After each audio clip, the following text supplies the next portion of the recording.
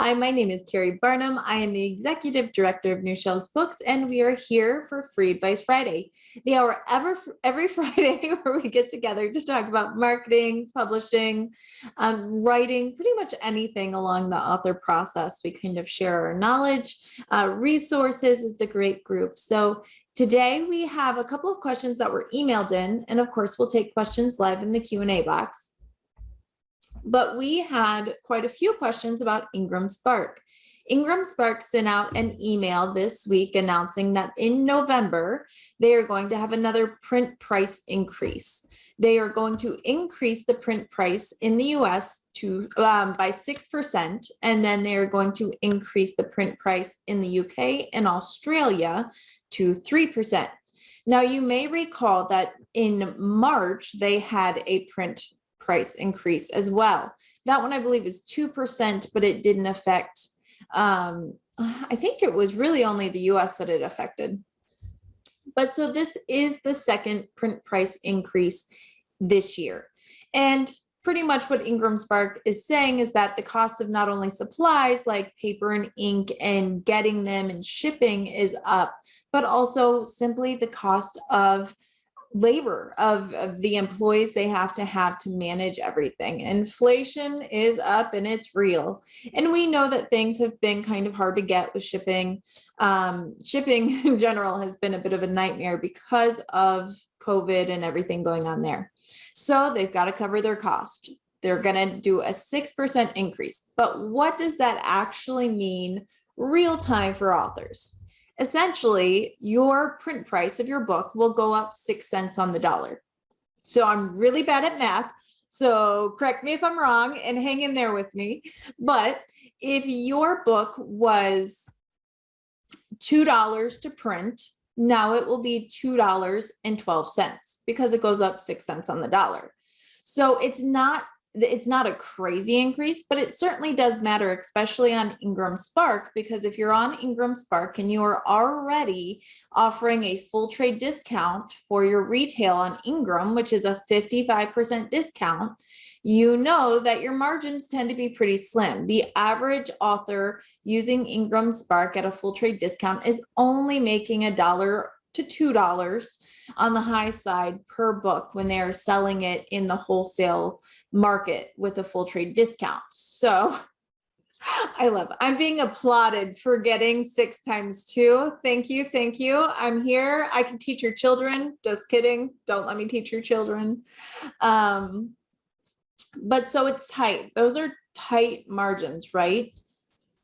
It is, but it's mostly important for 2 reasons. Number 1, you need to check your backlist titles. If you had tight margins before, do you have the room for that increase? If your print book, let's say you actually had a hardcover book and your hardcover was printing at $10, well, then that increase goes up 60 cents. If you only had $1 margin to start with that you're making a profit on, that means that you're now only making 40 cents.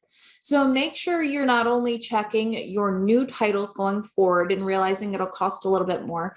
Go back now and check your old titles, check your backlist and see what your margin is, and then figure out what it is going forward. There is a new rate card that Ingram Spark put out,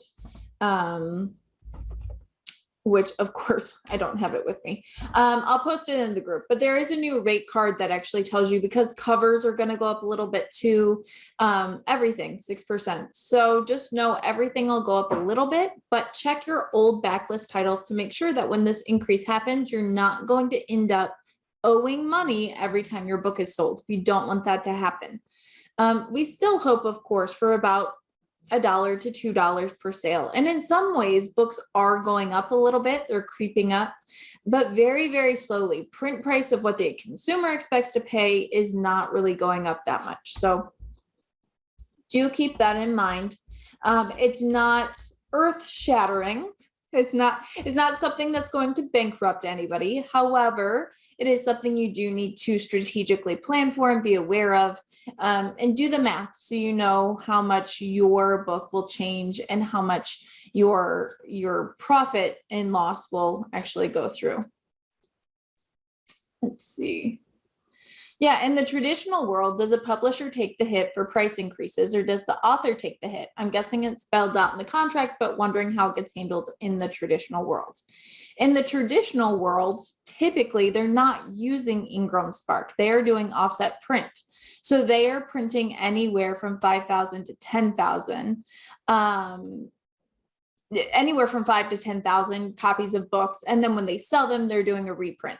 And the way that it works out in the traditional world is that it's based on royalties. So the author, the agents, everyone, they only get a percentage of the profit margin. So if the profit margin goes down, the margin goes down for both the publisher and the author. It's not a set dollar amount per book because of course that will change from time to time. So everyone takes a loss, everyone takes a hit, but they are not seeing. Well, they may see print increase problems, and they may see some increases in print, but typically not as often, not as quickly, because if you've got 10,000 books, it might take a while to get through them. Interesting question, though. Let's see. All right, Christy's asking, what are standard sizes for hardcover books? Most hardcover books, if we're talking about adult titles, fiction and nonfiction, unless it's a workbook, most adult titles in hardback are 6x9. It's very standard for a 6x9. Now, if you're talking about a children's book, they could be square at the 8x8. They can be landscape, which I believe is 13x11. I could be totally wrong on that. I don't do very many children's books. But so it depends, of course, on the standard of that. And then if you're doing a workbook, we often see things like a 10x7 or a 9x7 if it's a larger workbook. But again, that's rare. Coffee table book, maybe something like that. But for most fiction, nonfiction, the average hardcover book is going to be a 6x9.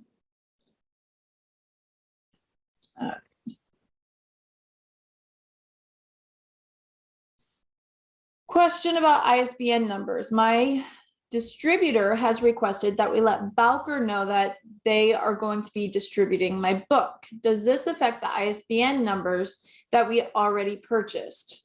No, your ISBN numbers are your ISBN numbers. You own them, you own the rights. You just have to, you're essentially giving permission for your distributor to use them. And that may be what they're asking for, but it does not change your ISBNs that you have and you own. And if they're trying to get you to change it, if they're trying to get you to take their ISBNs, that's a whole nother matter aside from that. And book distribution should not be requiring that you take their ISBNs.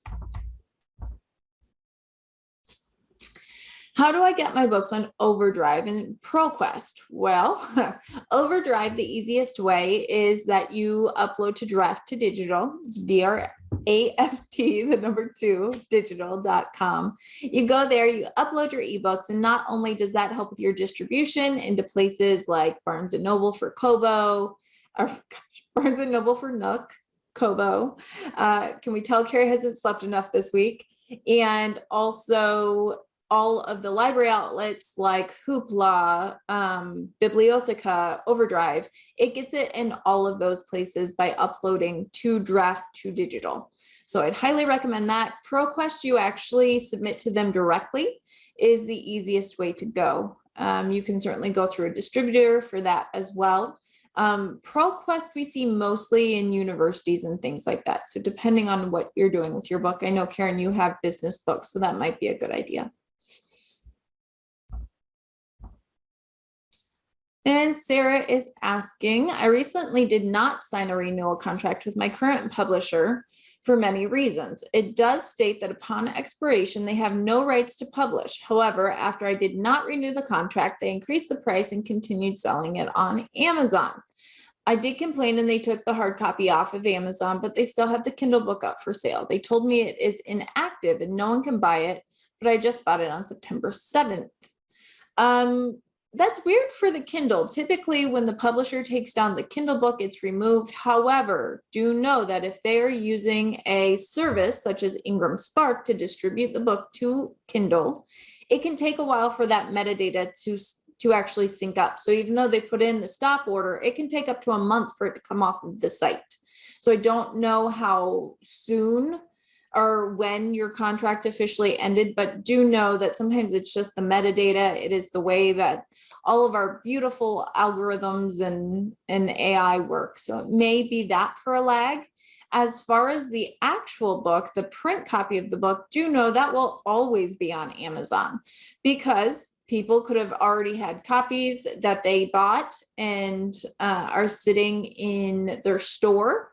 It may be an older copy and an older draft. So we will often see books go way up. I was talking to someone who had a book published in 1990 that is now out of print. It's not currently going anywhere, but we looked it up on Amazon, and because Amazon believes in keeping everything up there, because who knows when someone wants to sell it, we found his book selling for over $35. And so I think when it originally came out, it was like $7.99 or something. So Amazon allows people to sell on their site. It's a little bit like eBay used to be, where people can put things up on Amazon site for sale for whatever they want. And so sometimes that's what you see. It's not your publisher selling the book. It's someone who already had print copies selling on Amazon. And as a seller, they can sell it for whatever they want.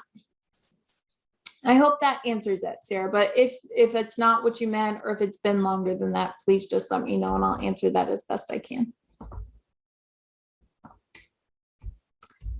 All right. I know I had another question in email, so I'm going to hop back over there. I know it would be surprising if I was ever super prepared and had everything ready. Let's see. Okay. Questions about paying for radio interview. This came through. Maureen had a question and I actually already answered it, but I thought it was good for all of us to kind of talk about. A question of whether or not there are oftentimes people who will proposition you from your website or from different ways looking to sell you things. That's how the market works.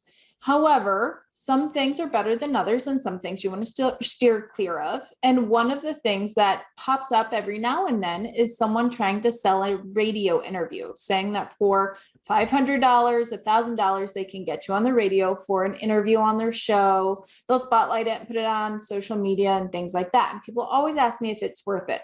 I don't think so. And let me tell you why.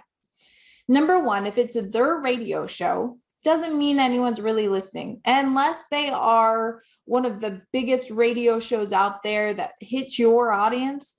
Chances are not that many people are listening to it. Radio interviews and things like that are slowly fading out in the world of Spotify and podcasts and simply people being too impatient to listen through any talking.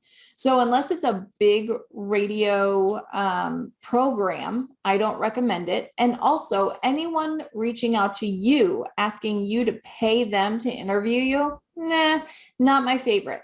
They are actually getting content for their show. They are having people to interview. And great radio shows, podcasts, things like that, they do that for free. They do that because it adds some liveliness. It adds someone to talk to their show. Same thing with podcasts. You can pitch yourself for podcasts. You can certainly use a program or you can use other people to pitch for you. And that is a service that I think is legitimate to pay for if you don't have the time. But I would never pay to be on someone's podcast. It's kind of like paying for a friend. And then my question always is if they are actively asking other people to pay them to be on their show, how many people are actually listening to that show? Is it simply the people that have also paid them? Is it a real following? So it depends again on the platform. But also, podcasts and radio is typically free. Unless you're paying for the expertise of someone to pitch you, then I don't think it's worth it. And if you have the time and the gumption to go out and pitch yourself, you can get great results. In fact, unless someone in PR or marketing has a direct contact, sometimes pitching yourself will get you further. I have a client that I'm working with, and we are actively pitching her for some podcasts. And recently we were looking at a podcast and I said, I think this podcast is great for you. I'm going to write your pitch. I'm going to write what I want you to send, but I know this person will respond better if it comes from you personally than if it comes from me. You'll get further. I even have a working knowledge of this person, and in passing, she would probably recognize my name, but they like to hear directly from the authors. They like to know that you're the interested party and you're taking an active interest in pitching yourself. So that's what we did. I sent her the pitch. She kind of tweaked it a little bit to her style and sound. She sent it out. The next day, maybe it was 2 days later, I see an email in my inbox from the podcaster's newsletter saying, the best podcast pitch I ever got. And sure enough, wasn't it the one that my client and I had worked on? And a big part of it was because it had the professional tone that was needed, but it also had that author's super stylized voice. The term straight from the horse's mouth. I don't know where that comes from. I'm kind of afraid to learn where that comes from, David. But it might be. Always, I think, and some things, again, if I have a really great, strong contact at the New Yorker, well, then, yeah, I should pitch your book for you, not you.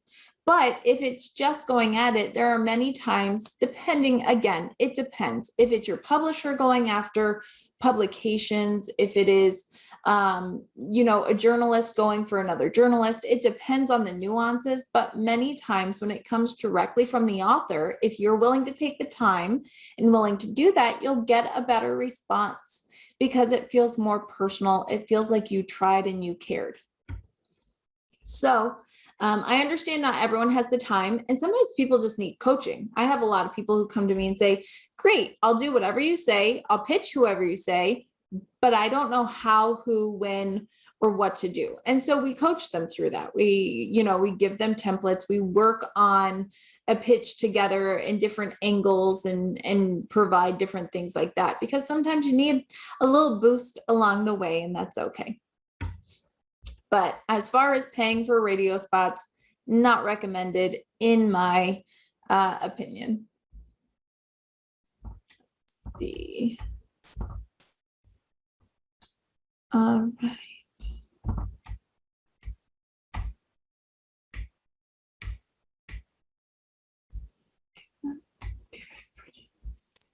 Yeah, I think that was most of my emails. And of course, if you have questions, drop them in the Q&A box.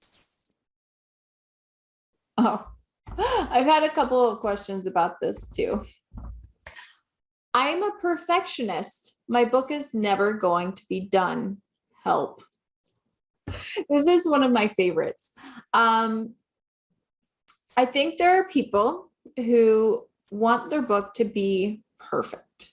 They want every line to be packed. They want it to be punchy. They want every edit to be perfect, every proofread to just be in line. They want nothing out of sorts. They want their cover to be everything they dreamed of, even though they don't actually know what they're dreaming of, so they don't actually know what they want.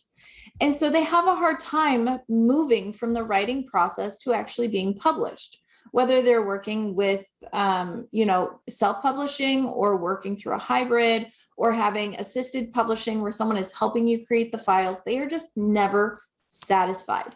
And it's not that they're not satisfied with anybody else. It's that they aren't satisfied that what they're putting out is good enough. And it reminds me a little bit of something that Annalisa Parent said about writer's block. And she said when she was on our show that when you have writer's block, it's not really writer's block, it's that you're scared. And I think that's what happens when you get stuck in the perfectionist cycle. It's not so much that you don't like the product, it's that you're scared other people won't like it, that it won't be successful, that it won't go where you want it to go, or that you'll have regrets after you published. And sometimes that's a leap you've got to take. Now, I'm not saying don't do your due diligence. Of course, write and rewrite, edit, proofread, beta read, get opinions, have a professional designer. But at some point, you have to decide, my book is ready to go out into the world. I think it's a little bit like parents probably feel when it's time for the kids to move out. You're not really ready. You're going to sit there crying, but you're going to do it anyway because it just has to be done. And I think that's how books are as well. In some ways, they're a little bit like a baby growing up and it's time to let them go. So if you have a book that really it's good and it's really well done and other people are saying it's time, it might be time to listen to their advice, even if it's a little bit hard, which I fully understand. And no, yes, there are some things that you can't change, but there are some that you can. If you find a proofreading error later, you can update files later if you have to. There are certain things that you can do. So there's not a lot of things that you can never take back or change. And even with proofreading, the average traditional proofreader, the average traditional book will have anywhere from 10 to 12 proofreading errors in it. You know what they do? They change it for the next print run, because it's just kind of something that happens. It's something that happens when you've got humans working on the book. It's human error. So I know it's scary, but if you're stuck in this rut of perfectionism, it might be time to just take the leap. And going back to podcast here, does podcast really help sales for fiction authors? How do I know which are the best podcasts? For podcasting, sometimes it helps sales, but more likely than not, what it's helping do is build your audience. It helps you grow your online presence, which helps you grow the people you can market to, who will then later buy your book. It's a long game. It's not a short game. So for fiction podcast, I would say find something having to do with creativity, with art, with writing. There are a lot of writing podcasts. Having some type of podcast that has to do with your topic. So if you're, of course, fictional story, what topics are you on? Is it historical fiction? And could you get on a historical podcast?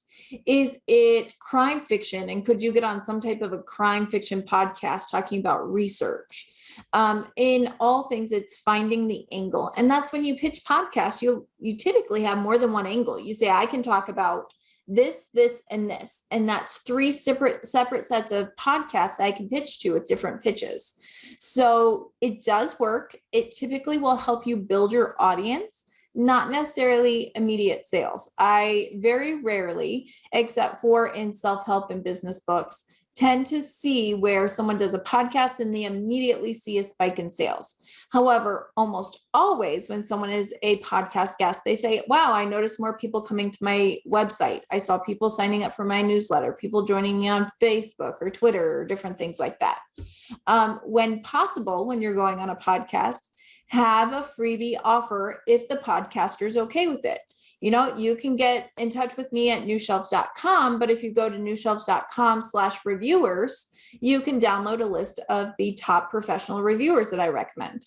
Doing that gives you a way to connect with people and draw them in, which will expand your reach over time, which of course means more people to market to, which means more possible sales.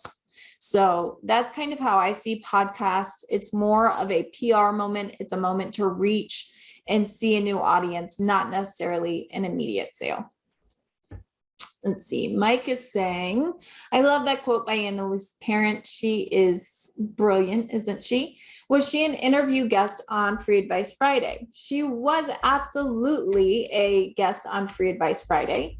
Annalisa Parent is a writing coach, and she, again, is amazing. She runs datewiththemuse.com, which is kind of a writing coaching program. I'm going to drop the link for her book, which is Storytelling for Pantsers. If you're a writer, you've probably heard the term. People always ask if you're a planner or a pantser, which means do you plan out your outline or do you pants? Do you go by the seat of your pants? And Annalisa is a pantser, and she wrote a book on storytelling for pantsers on how you can go by the seat of your pants, but still have some type of cohesion to everything that you're doing. And she was on Free Advice Friday. You can always watch that if you go to youtube.com/newshelvesbooks. You will be able to find in the search bar, you just search for Annalisa Parent, and you will find her session with us. I think it was last year. And for those of us joining today, I will drop the link in our chat box so that you can watch it if you so desire. There we go. And she is amazing and I love her and she's really funny. Let's see. Oh, also, before I forget, Annalisa also has a podcast. Her podcast is called the Writing Gym Podcast. And that's chock full of great stuff as well. The Writing Gym Podcast, which I think is just thewritinggym.com. It's writing/gym.com. I know it's a little funky, but that is great. And she has some great guests on there as well. All right. I vaguely remember seeing somewhere that there's a service that will generate a link that will take readers to my books in their home country. Am I misremembering that? Also, do you know if mybarpoems.com can be forwarded to that universal link? I believe that link is for Amazon only, Randy. And I want to say it's booklinker.com. It is here. I'll even show you guys. I'm generous. Let's see. I'll share my screen real quick. It's booklinker. Oh, booklinker.net. Thanks, Tara. I even had it up. Still got it wrong. Booklinker.net. So you put your Amazon URL in there and it creates a universal link for you to use, which is super cool. So that's in there. Tara already put it in our chat box, so I won't do that. But booklinker.net will give you one universal link that will go to the Japanese interface, the French interface, the Italian interface, the Canadian interface. It'll kind of send you wherever you are based on your IP address. So booklinker.net.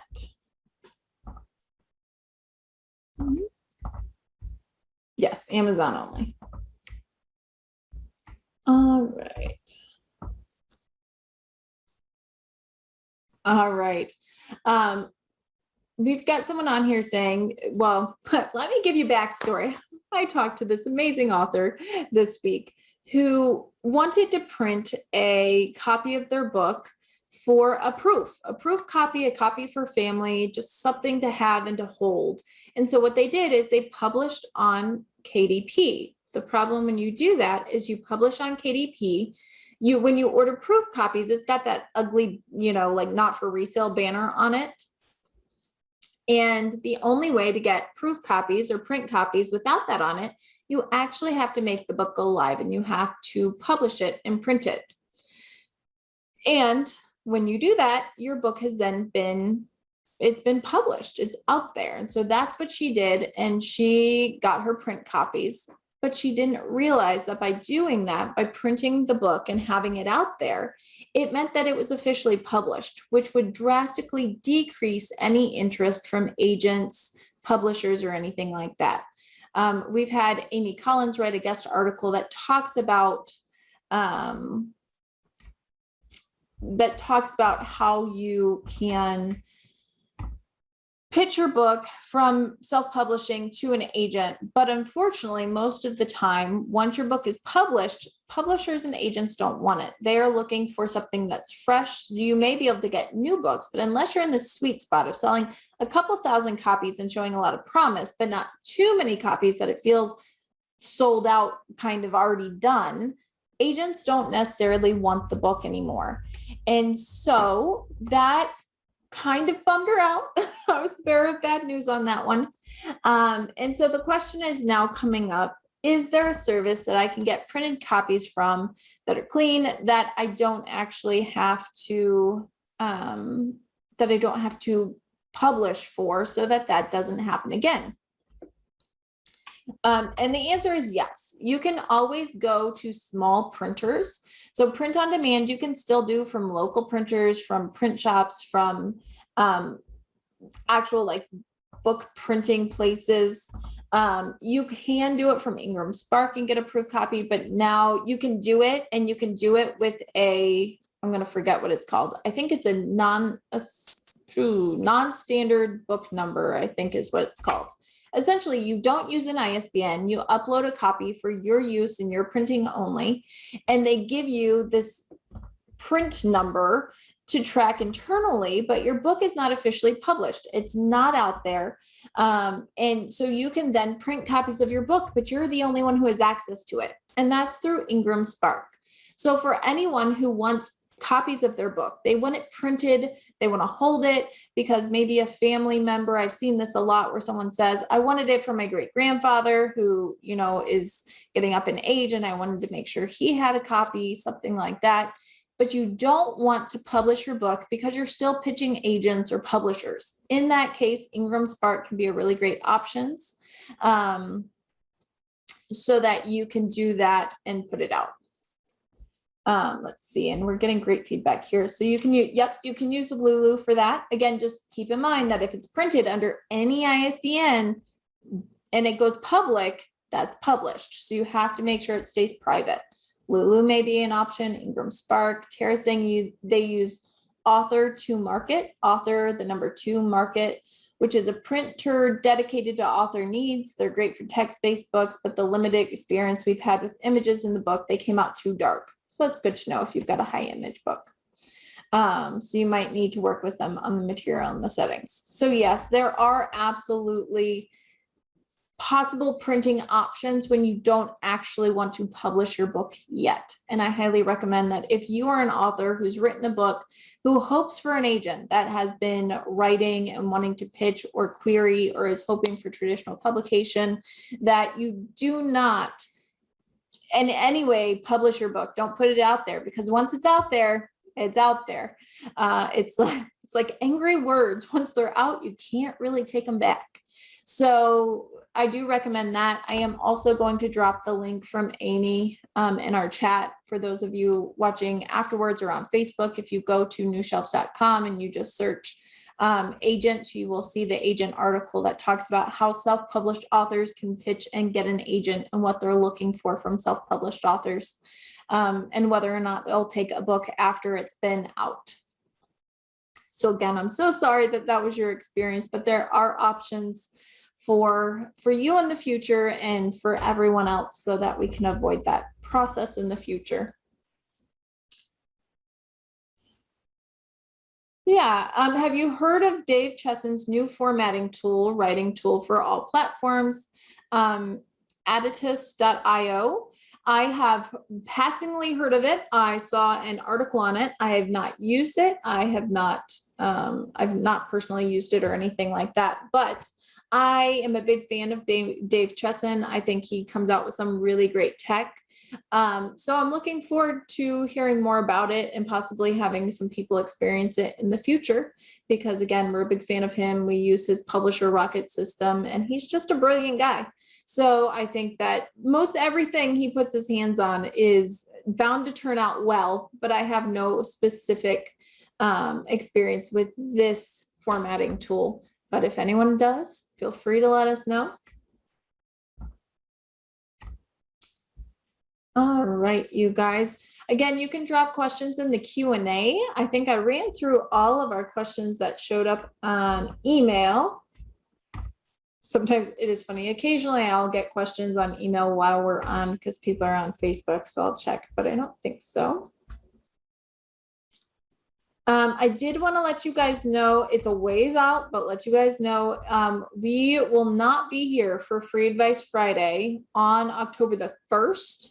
I will be in Georgia for the Moonlight Magnolias Romance of America conference. So we will not, their conference day actually starts on Friday. So we won't be here for October the 1st, Free Advice Friday, but we will certainly be back after that. And I really try to update Zoom and those automatic emails so you know when that happens. All right. Well, guys, I think we ran through the questions unless anyone has any more. Lots of things kind of going, some things still changing in publishing, but lots of things still going well. Ebook sales are still up. There was a big article in the New Yorker about the Libby system and Overdrive and how ebooks and libraries are still very much being accumulated and that it's going well. I'm hearing from bookstores and Barnes & Noble and things, they're seeing a big increase. We are about to hit that major sales platform that runs for the holidays, which is from October through January. So we expect to see a lot of that and a lot of book sales happening then. And yes, there are some, everyone's a little bit slow. Everyone's got staffing shortages. So everyone's a little bit slow and running into the holidays, which is a busy season for printers and wholesalers and everyone else. Please remember that. Please be kind. And there are some increases that show up from time to time, as we're seeing with Ingram Spark, but we're seeing that everywhere. The cost of everything seems to slowly be creeping up. Inflation is happening at the moment. So just know everything is really going well in the publishing industry. And there's lots of action there, and people are definitely taking note, and indies are really coming into the market, and people are noticing indies more and more, which is great. Yes, Ingram also notified that the print times for paperbacks are 10 days, not 5. So their print times are already extending. It will only get worse as we get closer to the holidays for Ingram. So if you were looking to order print copies, well, number one, if you need more print copies of your book, you wanted author copies, before November 1st is the time to order them before you see that print increase. And also order them early, because print times will only get pushed out further and further the closer we are to the holidays. There's no option for expedited printing right now. You can expedite your shipping. You can do like 1 day or 2 day shipping and pay the extra, but your printing's still going to be the same. So if you do a 2-day ship, it's still going to take 10 days to print. So you're still going to be about 2 weeks out before you get your book. So that's something to be aware of. And we see this every holiday season where people are like, my books are taking forever. And that's really normal, especially around this time of year.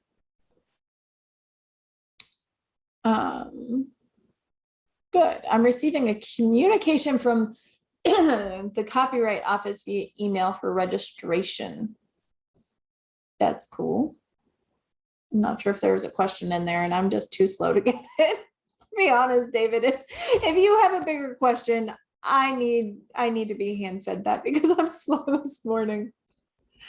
Let's see. Trina, email me, please, info@newshelves.com.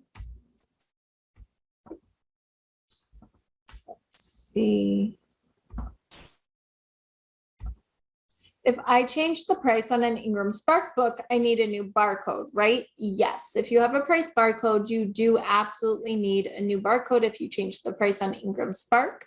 I do have a YouTube video. Again, if you go to youtube.com/newshelvesbooks, there is a video on how to make your own for free. It takes less than 5 minutes. Well, your first time, it might take 10. After that, it takes less than 5, promise. So you will need a new price barcode if you're changing your price on Ingram Spark. Yes. Oh, well, don't worry, Karen. There's always a replay that shows up on YouTube. Yes, and you always need to make sure that your KDP and your Ingram Spark prices match. It is required by law that your prices match. You cannot have one price on Ingram Spark that's higher to make up for wholesale and then lower on Amazon. Now, if the retailer decides to discount, if Amazon decides to take the hit and discount, that's fine. But you cannot set your wholesale or your suggested retail price that you offer to wholesalers differently at different platforms. That is illegal and not okay. Yeah, and Jane's saying she just ordered 50 copies from Ingram and it took 21 days for delivery. That's about what we're seeing, because print days also, keep in mind, they're business days. So 10 days is actually 2 weeks, and then your shipping time, depending on what your shipping is. So KDP issued ISBN show up on Barnes & Noble, Target, online, and my personal ISBN's assigned don't. My question for you would be, was the KDP ISBN expanded distribution? Probably. And then if you have a personal ISBN, did you upload it to both KDP and Ingram Spark? Because that's what you need. You need Ingram Spark to get into BNN.com and Target.com and Walmart.com and all of those. So it's a 2-step process. Yep.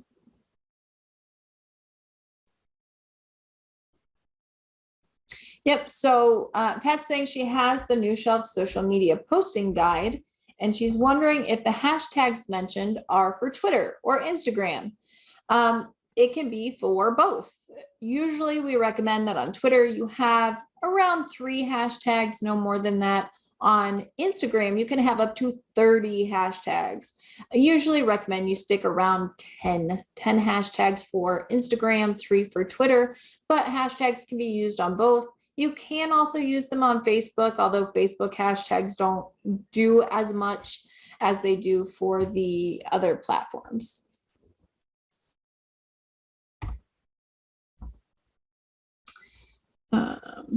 Yes, Amazon is sometimes cheaper for ordering author copies.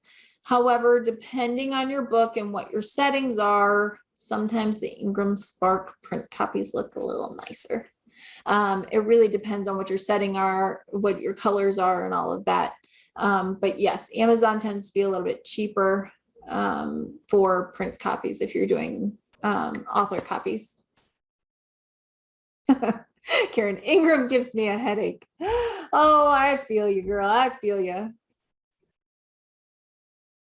Let's see. We have a great free tool, well, a great tool that might be free from Jim Edwards called Hashtag Scraper that recommends the best hashtags for Instagram and Twitter. So Hashtag Scraper. There are also paid tools as well, like Hashtagify, and there are a couple other ones. Usually, if you're on enough, if you're kind of looking and seeing what other people are using, you can get ideas. I typically recommend that you use a mix of really big hashtags and smaller hashtags. Smaller hashtags will reach a smaller audience. However, it also typically will reach a more engaged audience because they're not seeing as many posts like the big hashtags. So that's something to consider as well. All right, friends, I think we got through questions today. Although I said that a couple of minutes ago and then we suddenly had a bunch of questions. Yep, Trina, email me. How does using KDP's ISBNs impact me as a small publisher versus buying my own? I think we've all heard Keri's talk on this one. When you use someone else's ISBNs, they own distribution rights of your book. You do not own distribution rights of your book, which means that you're giving away some of the control. As a self-publisher who's gone through all the work of creating your own book, of creating your own book, of formatting your own files and creating your own cover, you get to the last $30 ISBN and you say, take my book, and you kind of give away some of your rights. And I think that that is just silliness. So I strongly recommend you buy your own. It gives you full control of your book, your distribution rights. You're also not paying a middleman, because while a free ISBN certainly sounds appealing because it saves you $30, keep in mind that they are then going to be the middleman that takes little by little throughout the lifetime of your sales. And when that happens, you're more than paying them back. That's why they do it. They're smart. So if you are self-publishing, buy your own ISBNs. It gives you full control. I do understand that it is $30 per format. So if you have an ebook and a hard or a paperback, that means it's $60, and I get that. But better to save up for those ISBNs than to give someone else control of your book. That's why you self-publish, so you could have control and you could really handle all of that yourself and in-house. Do you have a tutorial video about hashtags and how and when and where to use them? I don't think I do, Linda. I'm sure there's certainly some out there. There are a lot of people who do social media videos, but I don't in particular have a video that I can think of. Not that I've posted anyway. I have a stack of videos that I have recorded throughout time. Eventually they'll all get up on YouTube and things.